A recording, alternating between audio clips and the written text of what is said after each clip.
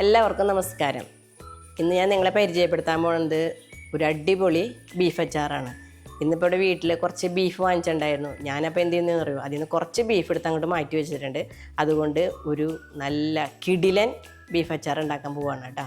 ഇതാണ് നമ്മുടെ കഴുകി വൃത്തിയാക്കി വെച്ചിരിക്കുന്ന ബീഫ്, കുറച്ചുള്ളോട്ട് അത്. ഇനി ഇതിൽ ചേർക്കേണ്ട ചേരുവകളാണ് ഇവിടെ വെച്ചിരിക്കുന്നത്. ഒരു 6 പച്ചമുളക് എടുത്തിട്ടുണ്ട്. ഇത് സാധാരണ മുളക് പൊടി, ഇത് കാശ്മീരി മുളക് പൊടിയാണ്. ഇത് വെളുത്തുള്ളി, ഇഞ്ചി, മഞ്ഞപ്പൊടി ഉണ്ട്, ഉപ്പ്, ഇത് മസാലപ്പൊടി, ഇത് നമ്മൾ വിനാഗിരി ചൊറുക്കിയില്ലേ ആ സംഭവമാണിത്. ഇത് വെളിച്ചെണ്ണ, ഇത് അല്പം കായപ്പൊടിയും കുരുമുളക് പൊടിയും.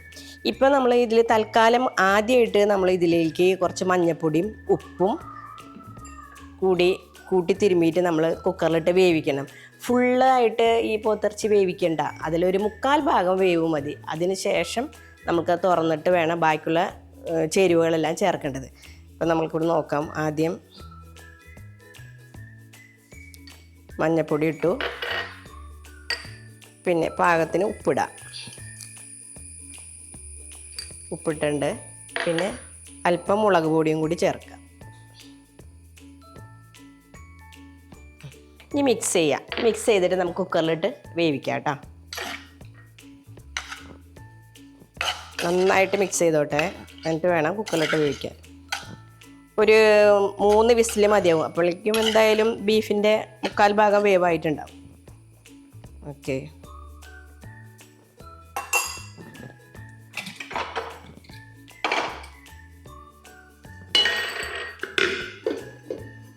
അപ്പോൾ ഇതിലേക്ക് മിക്സ് ചെയ്ത ബീഫാണ് നമ്മൾക്ക് ഇതിലിടുന്നത് കേട്ടോ.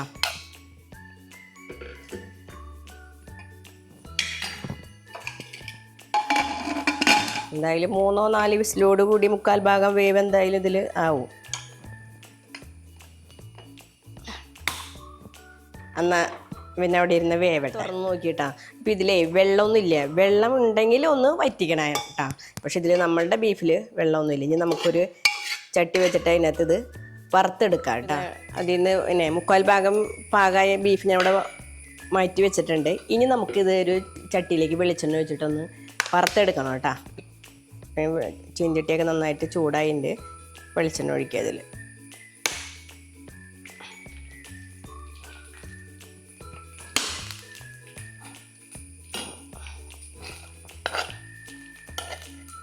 നന്നായി ചൂടായി വന്നിട്ടുണ്ട്. ഞാൻ ഇതിൽ ബീഫ് ഇടാൻ പോവാണ്.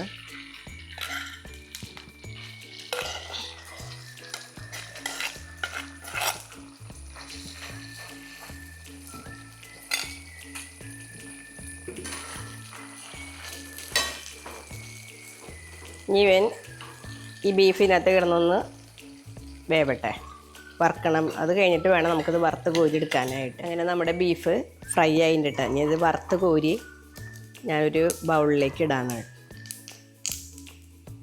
വെളിച്ചെണ്ണ ഇങ്ങനെ വാലട്ടെ.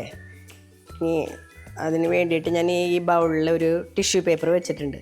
അപ്പോൾ അതിലേക്ക് പിടിക്കും. നമ്മൾ വറുത്ത് കോരിയ വെളിച്ചെണ്ണ എടുത്താൽ മതിട്ടെ, വേറെ പുതിയതായിട്ട് എടുക്കണമെന്നില്ല. പക്ഷെ ഇതിൽ തെളി മാത്രം എടുത്താൽ മതി. ഞാനിപ്പോൾ തെളി മാത്രം ഈ ഫ്രൈ പാനിലേക്ക് മാറ്റാണ് കേട്ടോ. അപ്പോൾ കടുക് പൊട്ടിക്കഴിയുമ്പോൾ നമ്മൾ തീ അല്പം കുറയ്ക്കുക. ഇതിലേക്ക് 2 മണി ഉലുവ ഇടുന്നുണ്ട്.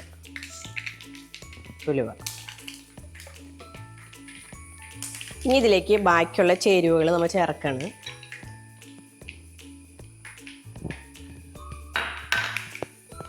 വെളുത്തുള്ളിയാണത് കേട്ടോ.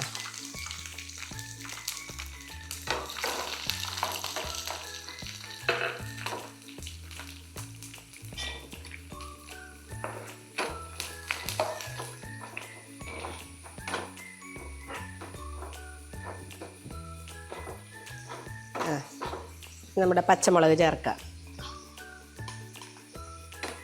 തീ അല്പം കൂട്ടാണ്, ഇങ്ങനെ കുറേ സമയം വരുമല്ലോ. ഇതായിട്ട് പാകമായിട്ടുണ്ട്. ഇനി ഇതിലേക്ക് കാശ്മീരി മുളക് പൊടിയും ഇട്ടിട്ടുണ്ട്. ഇനി നമ്മൾ സാധാ ഉപയോഗിക്കുന്ന ഒരു 2 ടീസ്പൂണോളം സാധാരണ മുളക് പൊടി, കുറച്ച് കായപ്പൊടി,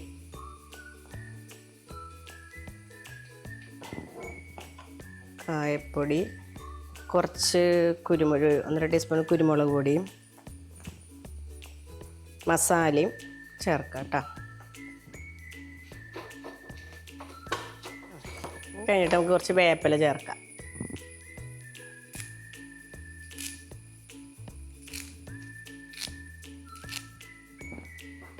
നല്ലൊരു ബീഫ് അച്ചാർ ഉണ്ടാക്കിയിട്ടുണ്ട്, അടിപൊളിയായിട്ടുണ്ട് കണ്ടിട്ട്. ഇനി കഴിച്ചോട്ടെ. സൂപ്പറായിട്ടുണ്ട് കേട്ടോ. കാരണം വേറൊന്നുമല്ല, കറികളൊന്നും ഇല്ലാത്തൊരു സാഹചര്യത്തിൽ നമുക്ക് പെട്ടെന്ന് ഒരു ഭക്ഷണം കഴിക്കാനായിട്ട് ബീഫ് അച്ചാർ സൂപ്പറാണ്. നിങ്ങളെല്ലാവരും ഇതുപോലെ ഒരു ബീഫ് അച്ചാർ തയ്യാറാക്കി എടുക്കണം. പിന്നെ ഞാനൊരു കാര്യം പറയാൻ മറന്നുപോയിട്ടാണ്. ഇനിയും നമ്മുടെ ചാനൽ സബ്സ്ക്രൈബ് ചെയ്യാത്തവർ ഒന്ന് ചെയ്യണേ.